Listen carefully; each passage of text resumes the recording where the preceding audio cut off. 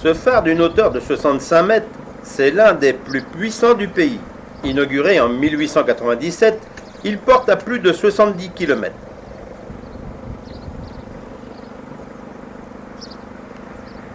L'intérieur est en opaline et la rampe en bronze.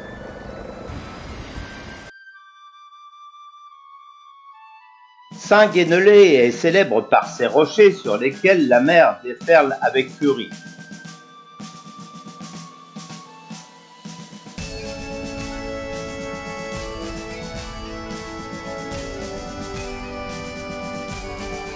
Cet endroit est très dangereux. Certaines personnes ont été emportées par une lame de fond. Aujourd'hui, c'est calme. Autant dire qu'en période de tempête, vaut mieux ne pas s'y attarder.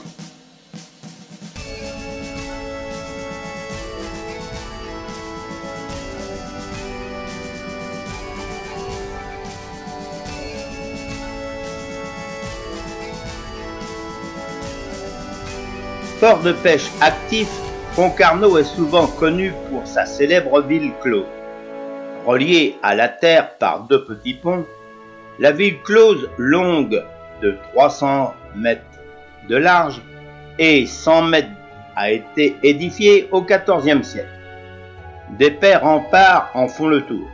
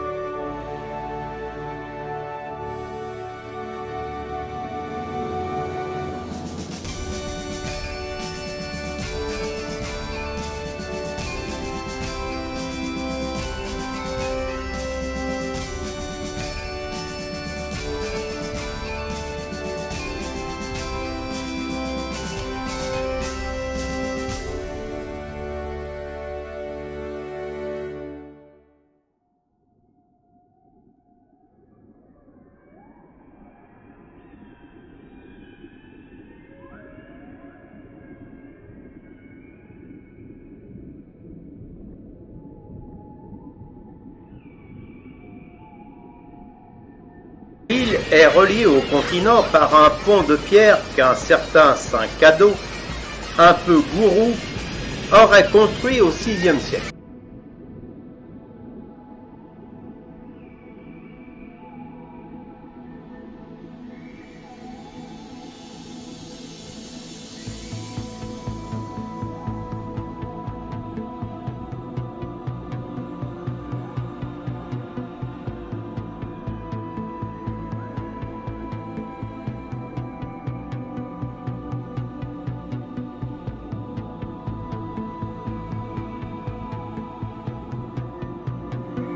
Ici, la plage est très belle, mais les courants sont forts. La preuve, l'histoire d'Alain Bombard. Son Zodiac a chaviré et il s'en tira, mais pas les sauveteurs ou accompagnateurs. Bilan, 9 morts.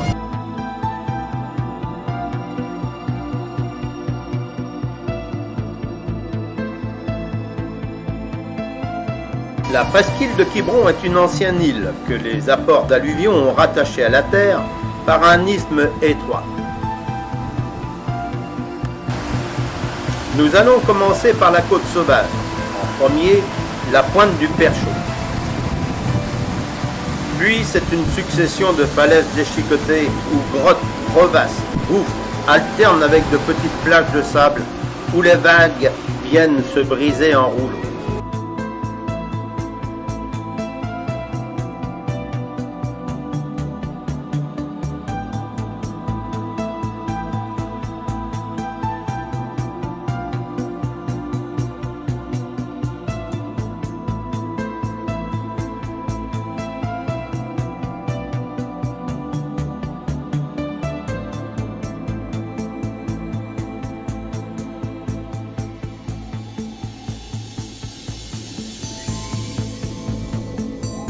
Au bout de la presqu'île, la plage de sable de Quiberon.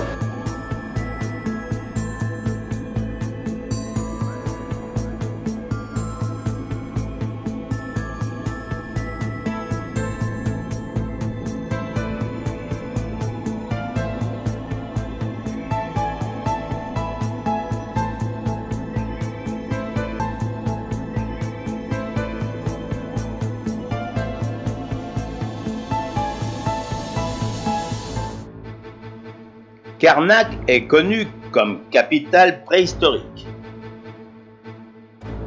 Plusieurs sites d'alignement sont répartis à Karnak. Les alignements du Ménec comptent plus de 1099 menhirs sur 1 km. Mais maintenant, on ne peut les distinguer qu'en voiture. Nous avons choisi ceux de Karmario. Du haut d'un ancien moulin, nous avons un aperçu de ces alignements. Plus loin, on accède au géant du Mario. Le menhir domine tout, du haut de ses 6 mètres.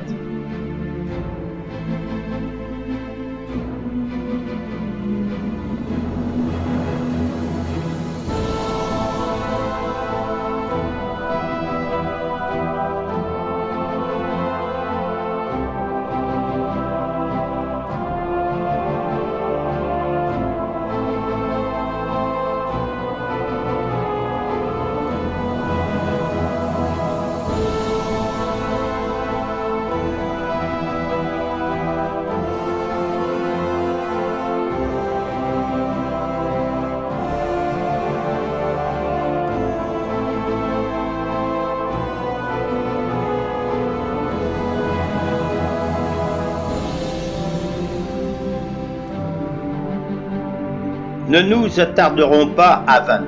L'objectif était de découvrir le littoral breton. Quelques plans sur le lavoir, les remparts et le jardin.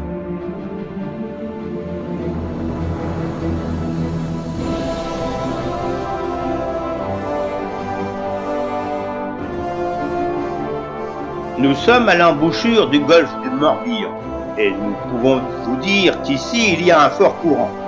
Suivant les marées, le courant atteint 20 km/h et il faut avoir de puissants moteurs pour le contrer ou attendre pour pouvoir entrer dans le golfe.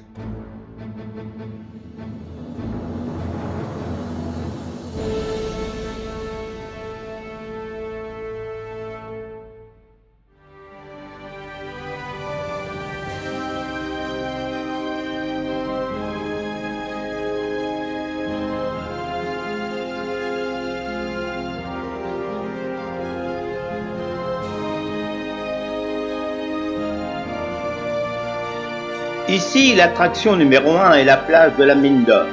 Elle est bordée d'un ocre puissant. Nous ne sommes pas loin de Pénestin. Le site doit son nom à une mine d'or exploitée vers la fin du 19e siècle. Plus au sud, nous arrivons à la pointe du Bide.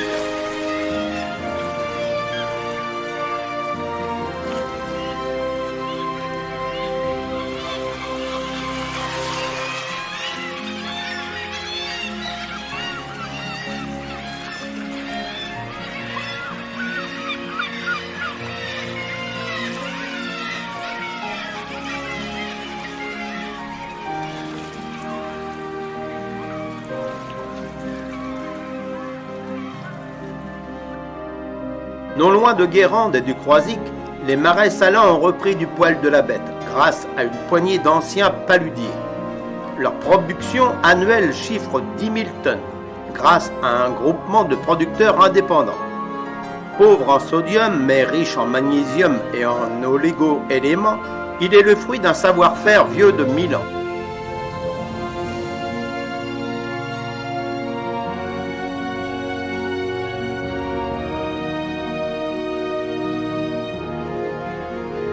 Le Croisic, premier port de crevettes roses en France.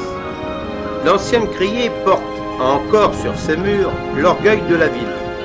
Armes de la ville, horloge, hampe de drapeau et ancre.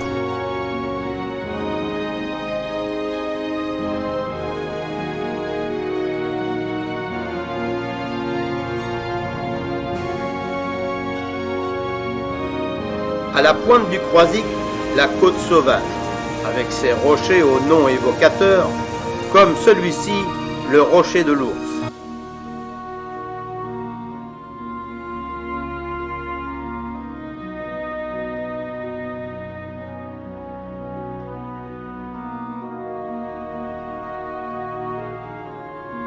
La ville de Guérande, qui domine la région des Marais Salants, a gardé son aspect de Moyen-Âge avec ses remparts.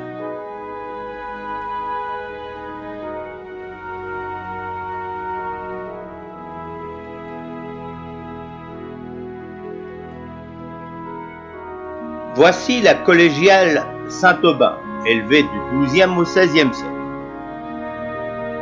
L'intérieur est imposant, avec les énormes piliers du transept éclairés par de magnifiques vitraux.